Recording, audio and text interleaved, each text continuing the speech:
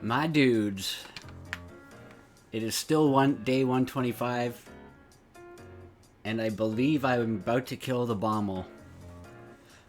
It still could go horribly wrong, but I think we're about to do it.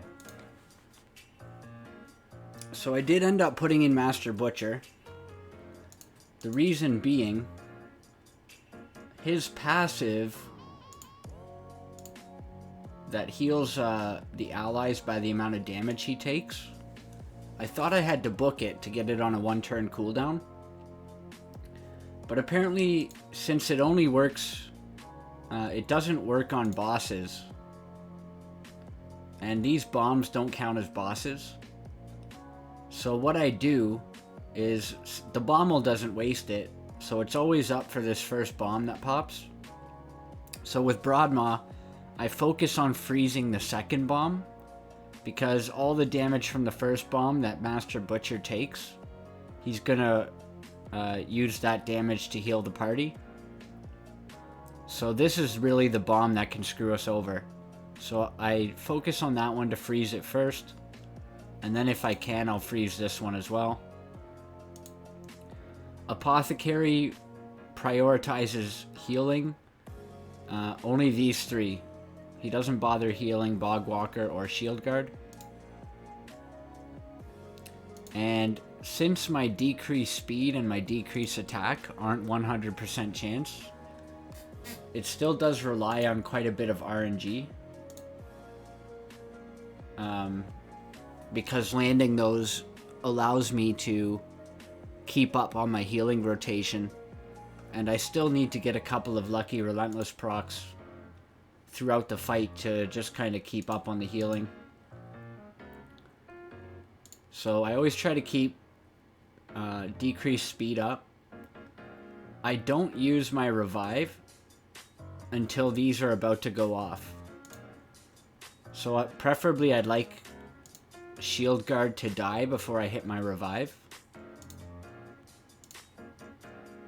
See, just like that. And then these are about to go off. I hit revive, they've got block damage up, and it keeps them alive. Master Butcher, I put him in a regen set, just so he can heal himself a bit and take some pressure off. And then decrease speed always, try to get the decrease attack up. And then Apothecary keeps the heals going, speed boosting back and forth.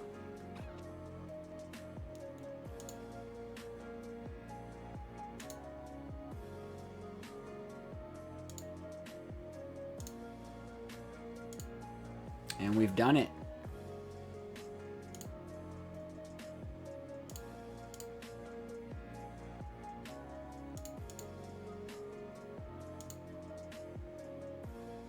So yeah, Master Butcher didn't need any books.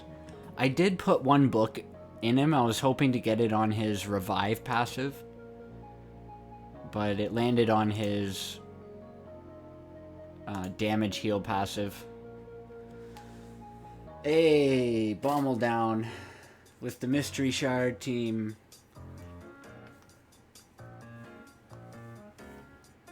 So yeah, you can see quite a bit of healing there done by Master Butcher.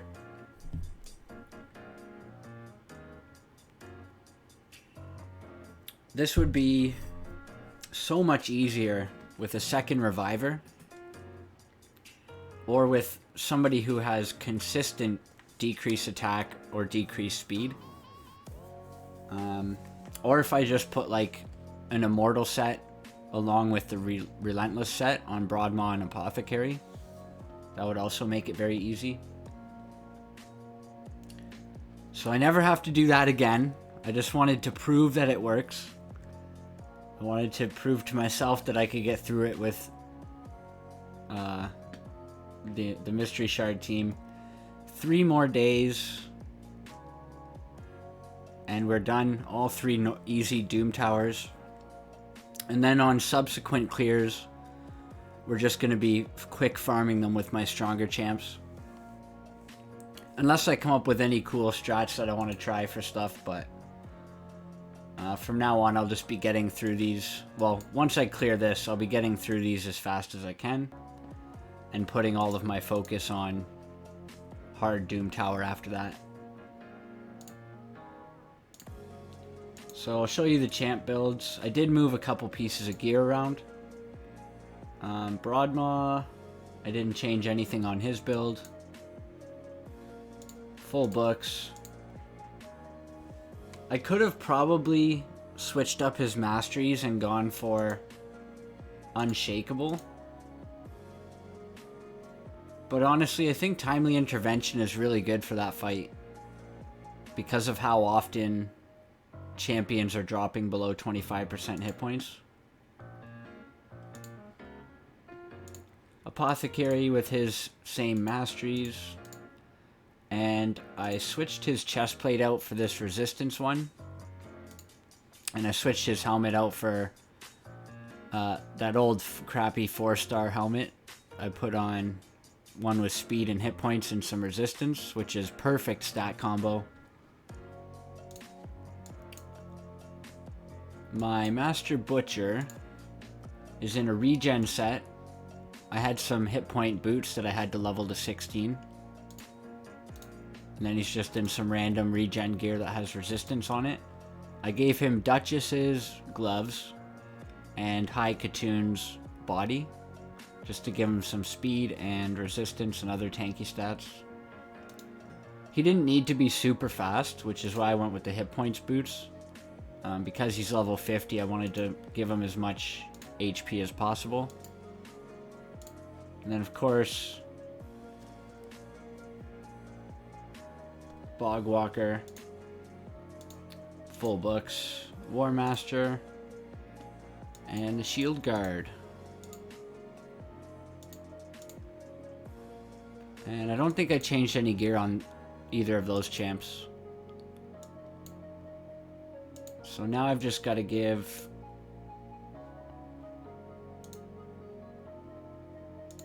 her the body back. I won't be running BOMMAL 90 anymore, so... Oh, which reminds me, I should have taken a screenshot of that. I guess I can try to... I guess I can just, yeah, get the screenshot out of the video.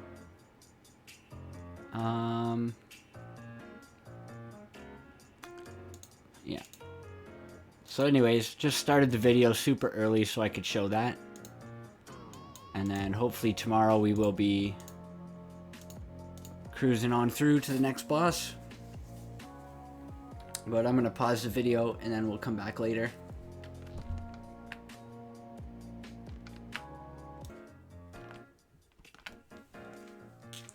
Alright, we're back at it. So, we're on Scarab now, and instead of re-gearing my Apothecary, I decided I would try to bring Venomage instead. And then I brought High Katoon for her speed aura. And I brought Runic Warder for his shield set that I had on him. And then I brought Cold Heart, just so I could get off a quick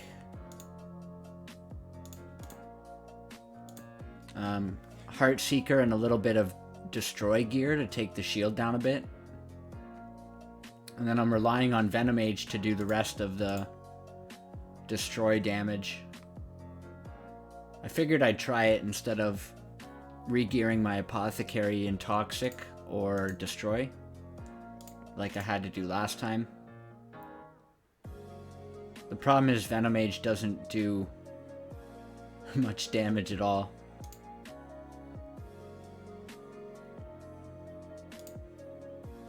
I'm hoping the combination of the few poisons I can put up and the little bit of shield I've already broken will be enough to get me through, but we will see.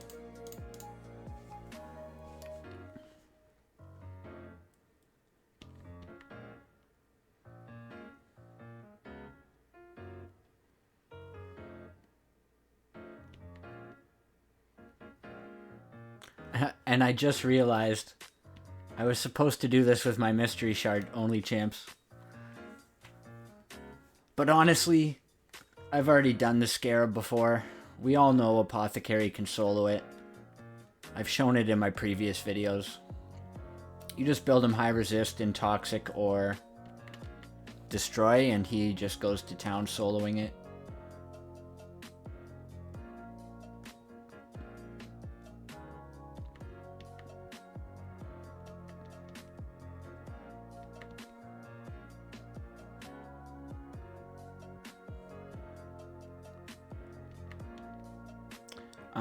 I'm gonna pause this and we'll come back in at the end.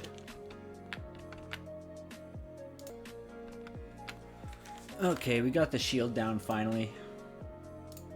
So now it's just a matter of dealing the rest of the damage without Apothecary dying.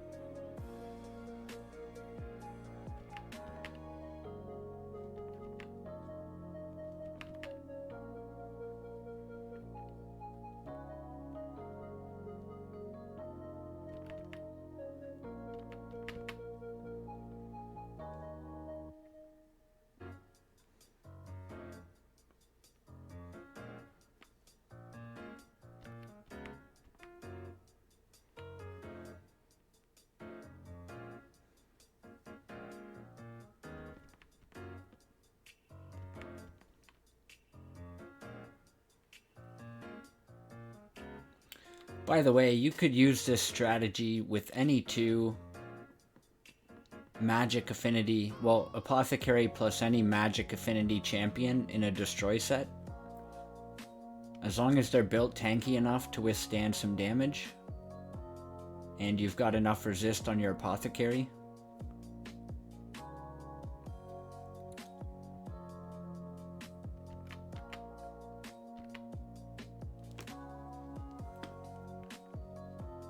It's just handy because Venomage has the A1, which works as a destroy set, so I didn't need to spend a million silver re-gearing my champions just for that. Beauty. 2 more days and we'll be at Dark Fae. Well, assuming we can clear the Griffin. Clan v Clan is ending. Looks like we're just about to get the final milestone. I'm at 135. I held back some points, but I also did book my Tuhanarak. So she's fully booked out now. And once I get to the next champ training, well, we got champ chase starting pretty soon, a couple days I think. And then I'll summon all my ancients. I'll summon Drexthar. We'll try to go through the Doom Tower and clear all of the secret rooms so we can summon Archmage. And then we're just going to level a bunch of champs up. I've got some medals here. I'm either going to upgrade magic resist, but probably I'll upgrade void accuracy once I get another 30 medals. So I think I can do that before Clan v Clan ends. And then the Ice Golem tournament, we just did 3 more battles today. I went down to stage 16 because I ended up losing a fight on stage 20.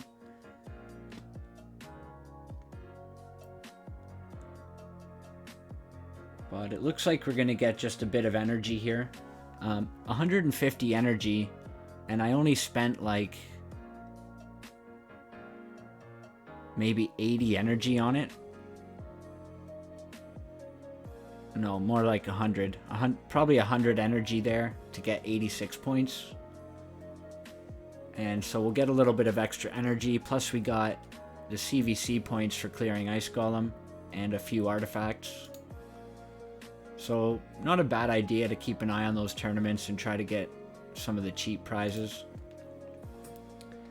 Champ training tournament, obviously we're not going to win. We're nowhere close. We haven't even been competing. Top spots are at 30k, So I'm very glad I didn't start pushing on this. Even, like, I maybe could have got 3rd place here, but all that resources and energy for an epic tome? No thank you. So I'm going to try to squeeze myself in here.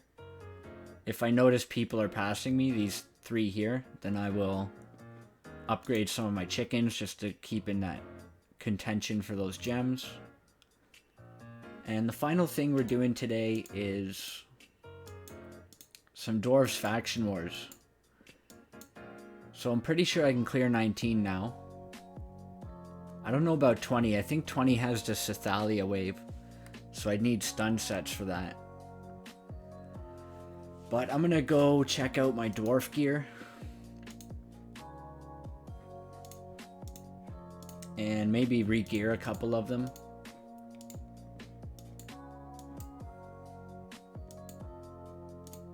Geomancer's fine. I'm not changing his build. He's in his clan boss build. This guy I can probably throw in a stun set.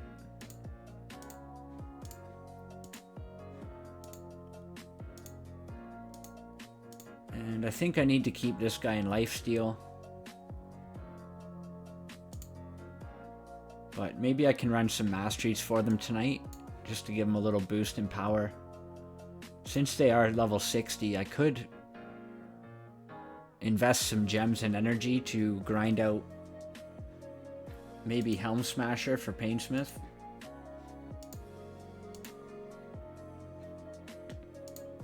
And this guy, probably War Master, just for extra damage. But I'm also tempted to switch him up and go to Fearsome Presence. And then of course I have Candleguard, who, to be honest, I could probably do a full rework on Candleguard. Put her in some crit damage gloves. Get her out of this Bloodthirst set. But we'll see. Oh, and then Runic Warder, who I have in a shield set. Just to protect us through waves and allow us to tank a couple of hits.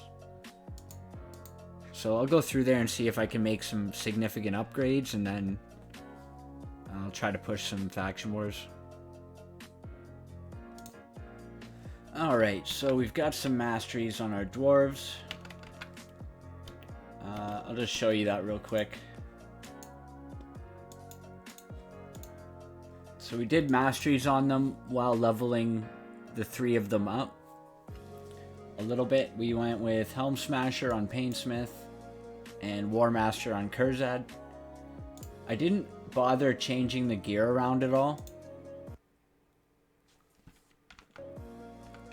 Just because I might just wait for a half-price artifact event, and I didn't want to rip off all the stun gear off my other champions quite yet, so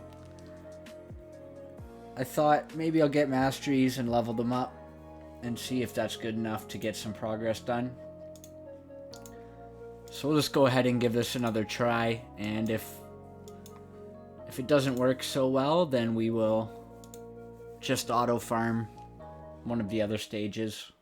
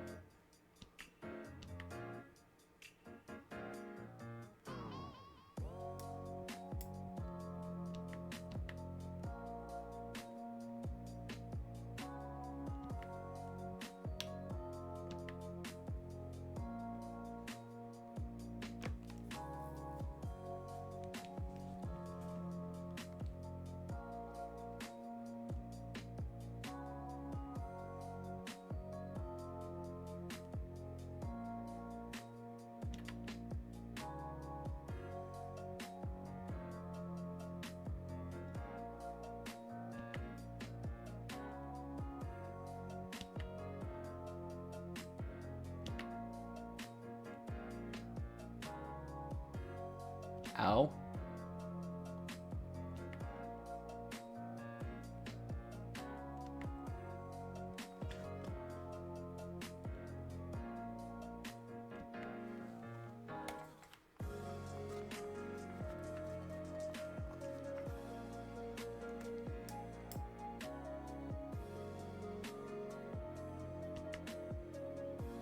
Yeah, my team isn't quite ready to be pushing all the way to 21, I think, and clearing it. So I'm going to hold off on the re-gear this time around. But once I get a couple of other things underway,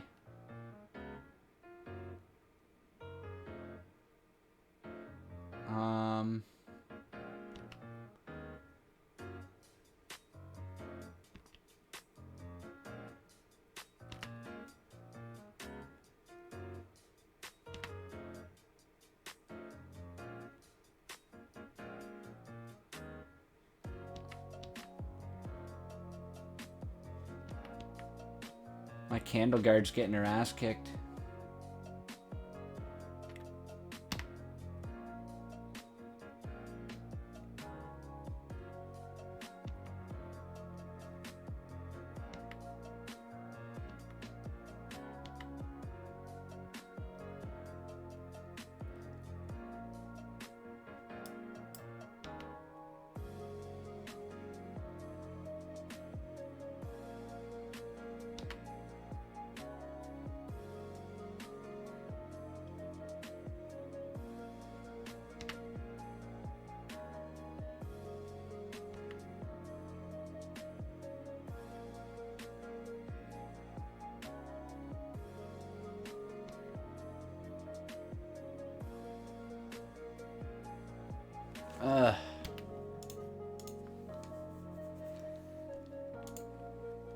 I think I'm just going to leave the update there for the day.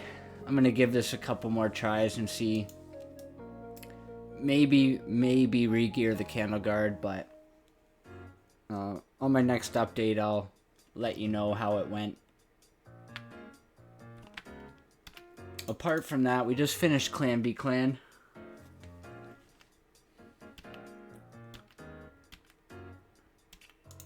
So I'll show you the couple of gear pieces that we got. We got this chest plate, which actually seems really decent.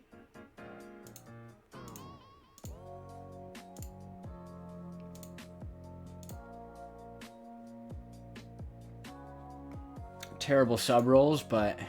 And then we got this one too, which is kind of trash. But we did get these boots. 6-star speed shield boots. Hopefully we get more resistance and more hit points rolls, but we'll see. I'll probably level this up next artifact event. And then we also got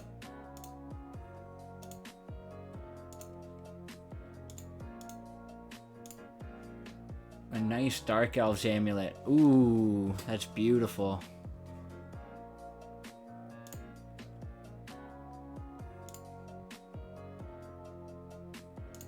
Double accuracy. This is going to be good for Mithrala someday. For my arena team. Or for like Vizix. And we got this. Which I guess is fine. Terrible sub rolls. But we'll hang on to that anyway. So tomorrow is Griffin. And then one more day for Dark Fae, and then we can work through all the secret rooms. And then Undead Horde, so we'll be getting to gear out our Dark Alhaine tomorrow. We'll find a gear set for her. And Shadowkin, nothing special. So yeah, and then I think we got a champion chase. The champion chase should be starting soon. Like another day or two. I did get 9th place in the Ice Golem and 9th place in the Champ Training, so picked up some decent energy and gems. But yeah, that's the update for today. Tomorrow we got a bunch of energy to use, so thank you for watching. I will catch you in the next one.